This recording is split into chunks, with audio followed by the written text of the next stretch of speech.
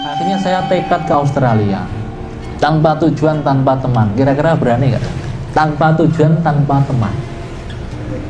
Hanya beli tiket 2 juta rupiah. Itu pun hanya 1 kali jalan. Lah, saya pasrah lillahi ta'ala. Saya niat, saya tebar manfaat. Apa yang akan terjadi, saya nggak tahu. Allah yang akan tahu. Saya tekad. Begitu terbang, transit Kuala Lumpur, Air Asia, tiket murah, ekonomi, tidak dapat makan lagi. Ya alhamdulillah. Sampai Malaysia, wah, ada screening, tahu ya, screening petugas bandara. Satu persatu ditanya, mana paspormu, mana visamu, wah, tunjukkan. Wah, ini bisnis visa ya, iya. What's you doing? Itu orang bule, katanya itu orang Australia itu. Oh, I'm visit my friend, I'm businessman. Oh, iya, good. Masuk. Alhamdulillah kan itu. Terbang sampai Melbourne. Sampai sana juga bingung, tidak ada tujuan, tidak ada teman kan. Tapi saya lillahi ta'ala, saya tebar manfaat, saya bawa sampel produk, brosurnya saja. Keripik pisang, ya, keripik singkong, dan lain-lain. Setelah sampai di sana, keluar immigration, saya duduk di bandara, toleh, ini mau kemana? Ya. Nah, saya lihat ada nggak orang Indonesia yang di sini itu, saya di bandara itu. Ternyata ada mirip orang Indonesia. Saya dekati, Mas, nggak bisa bahasa Inggris, hanya sedikit-sedikit lagi. Mas, Indonesia ya? Oh iya.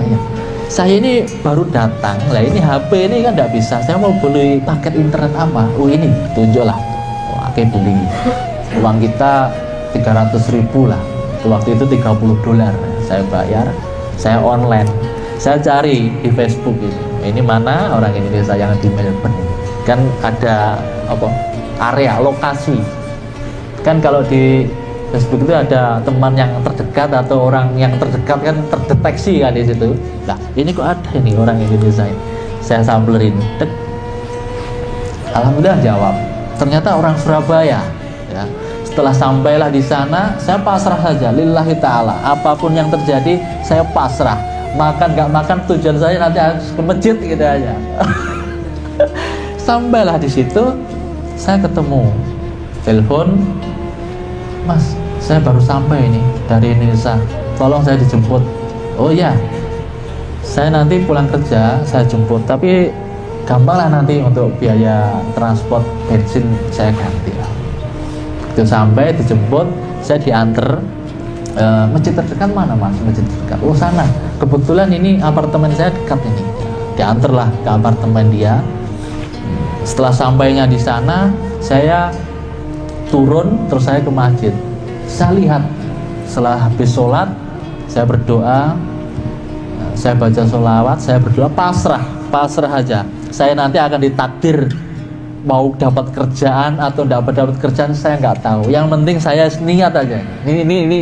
Ini lakon urip. Saya lakon urip. Karena ini juga tidak ada tiket pulang masalahnya. Kalau saya ini terpaksa tidak kehabisan uang ya kan. Saya datang aja ke KBRI. Ya kan? Minta makan. Masa nggak ada yang kasih makan ya? Kalau masalah pekerjaan gampang, part-time atau arba'in dah istilahnya di sini, gampang. Nah, akhirnya sesampailah saya di sana, habis sholat, saya lihat nih orang Indonesia mana ini? Tidak ada. Ada satu orang kok mirip ini orang Indonesia. Saya dekati, Mas Indonesia ya? Bukan. Awak Malaysia. Oh, Malaysia ya, Malaysia kenalan ya, kenalan. Begitu setelah kenalan, akhirnya saya baru sampai nih di sini. Apa kerja di mana gitu? Saya kerja di farm. Oh, ajalah.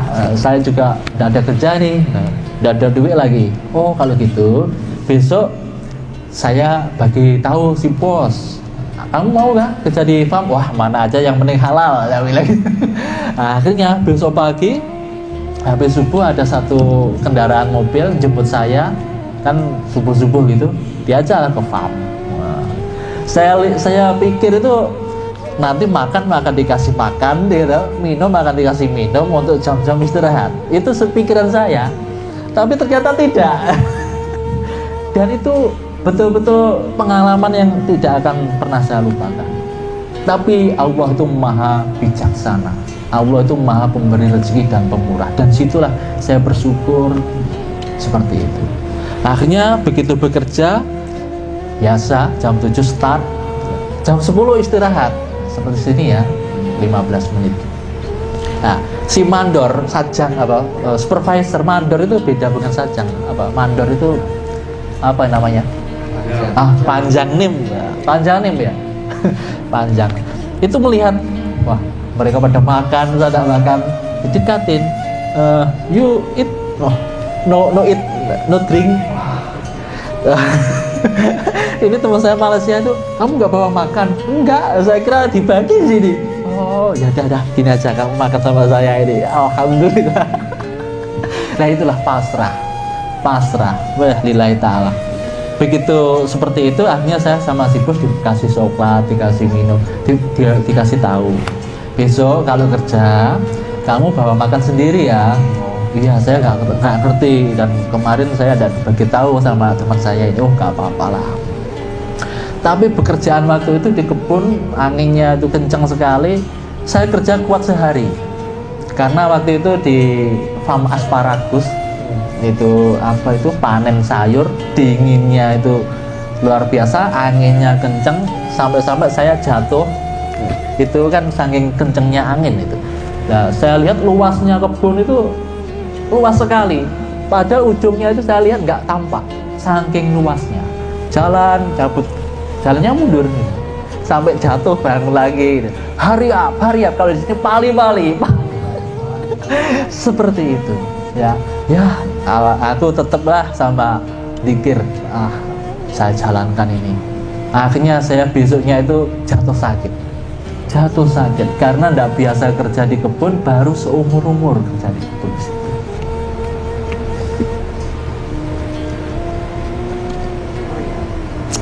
Nah, banjur setelah selesai pulang, besoknya saya tidak bisa masuk kerja. Saya telepon, teman, maaf saya tidak bisa ikut kerja lagi, kaki saya ini sakit. Oh gitu ya. Ya udahlah, karena gaji kan hari-hari, kerja dapat gaji itu setiap hari ya, sama kan. Lah, selepas saya dapat gaji, saya nekat lagi perjalanan dari Melbourne ke Sydney sendirian. Itu perjalanannya 16 jam naik kereta. Gaji yang saya dapatkan itu saya belikan tiket $100 naik kereta. Tidak ada orang Indonesia di situ, saya sendirian. Tujuannya kemana? Sydney mana? Nggak tahu, penting ujungnya aja, nggak ngerti Sydney. Datang aja ke sini. Setelah sampai di Sydney pagi-pagi, saya nyalakan ini Google Map untuk mencari masjid terdekat. Itulah, kalau kita itu mendekat diri kepada Allah, pertolongan itu selalu ada. Kita sekarang mau di makom mana? Tajrid kah? Asbab kah? Kita nggak tahu. Yang tahu Allah, karena kita belum punya guru mursyid, bener kan? Dan kita merasakan apa yang terjadi sekarang ini. Dan saya rasakan, saya nggak ngerti apakah saya nanti dapat pekerjaan, apakah saya nanti nggak dapat pekerjaan. Wallahu a'lam bishawab. Yang penting saya di sini nebar manfaat. Ini yang perlu digarisbawahi. Setelah itu saya masuk dalam satu masjid agung di Central City, itu di Sydney. Begitu pas sholat, saya ketemu tamirnya itu, orangnya jenggot, pakai sarung, baju putih-putih. Saya tanya, Indonesia? Oh, ini Malaysia. Oh, Malaysia. Oh, kenal lagi sama orang Malaysia. Yang lainnya mana Indonesia? Nggak ada. Adanya orang-orang Pakistan, dengan orang-orang Mesir, orang-orang Saudi itu. Nah, saya baru sampai kemarin, kerja di Bandung sekali, saya tidak kuat, saya datang ke sini. Bisakah saya tinggal di sini untuk sementara? Oh ya, silakan, di lantai atas, tidur di masjid. Saya ngomong sama si takmirnya, takmir masjid, Anda sudah makan belum? Oh, saya sudah, ayo ikut saya. Ini saya ada uang sedikit, saya ajaklah ke warung kan. Saya ajak makan ya, saya ajak makan, cerita-cerita gitu. Saya itu orang Indonesia. Adakah setiap di sini jamaah orang-orang Indonesia? Oh ada, nanti kalau habis sholat Jumat kamu duduk di jerambah masjid, nanti banyak orang Indonesia, student itu. Oh ya. Akhirnya habis sholat Jumat Saya duduk di ceramah masjid, saya lihat habis sholat Jumat, oh ternyata ada orang, saya kenal anak Sidoarjo waktu itu. Mas Indonesia ya? Oh iya, saya dari Blitar. Anda dari mana? Sidoarjo. Sama kerja di mana? Oh saya di pabrik roti. Lah kamu? Saya baru datang kemarin lusa, tidak ada kerja ini. Oh ya ikut aja saya. Mau nggak kerja di? Oh mau. Yang penting halal saya ikut. Ya terus kamu tinggal di mana? Ya di sini. Mau nggak tinggal di itu di apartemen saya? Mau. Alhamdulillah. Itulah fi'aunillah, pertolongannya Allah. Saya diajak ke apartemen. Ternyata dalam satu apartemen itu banyak kamar. Orang Indonesia semua, alhamdulillah di situ, ya kan? Setelah sampailah di sana, saya kuranglah bahasa Inggris, kurang bisa bahasa Inggris, diajak sama teman saya ini download aplikasi ini untuk job info, job info ini, saya download. Ternyata ada satu lowongan perhotelan, dan di situ mesti ada interview. Wah, kalau saya di interview tidak bisa mas, saya tidak bisa bahasa Inggris, saya antar. Nanti biar kita sendiri berdua di interview. Akhirnya berangkat kita berdua. Nah, di interview lah sama si manajer, Mr. Daniel waktu itu. Dijelaskan kerjaannya seperti ini, gajinya seperti ini. Yang ngomong teman saya ini, bahasa Inggrisnya kan dia pinter. Saya tidak bisa, saya ikut aja. Yes. Nah, begitulah sampai diterima, teman saya itu, kamu yang masuk, saya tidak jadi masuk. Lah kenapa? Ya saya kan daftarin kamu, saya kan sudah kerja di pabrik itu. Oh ya sudah, akhirnya saya bekerja, diantarlah dalam satu asramanya perhotelan hospitality sama di cleaning service. Setelah sampai di sana, ternyata dalam satu apartemen itu orang Indonesia semua. Alhamdulillah, teman-teman ketemu orang Bali, Surabaya, bahkan sampai sekarang pun masih aktif di sana, ya. Nah, dari situlah saya mengambil satu hikmah pembelajaran. Kalau kita itu pasrah, sekarang kita lagi susah, pasti ada pertolongan. Tinggal hati kita itu bagaimana situasinya. Sekarang ini yang dilihat itu bukan masalah Anda dapat kerjaan, Anda tidak dapat pekerjaan. Yang dilihat itu hati Anda ini loh, suasananya itu bagaimana, menerima nggak, qanaah nggak dengan takdir saya ini. Ini pesannya, ya kan? Nah, kalau kita itu enak nggak enak, terima nggak terima, takdirnya tetap begini, tidak akan berubah, gitu. Tidak bisa dirubah karena sudah ada catatannya di sana, di Lauh Mahfuz. Sebelum Anda lahir itu sudah dicatat kan, rezeki Anda, jodoh Anda, mati Anda, kerjaan Anda, ya sekarang ada di sini, sudah tercatat di sana. Yang perlu kita perhatikan hati kita ini, kan namanya kolbun.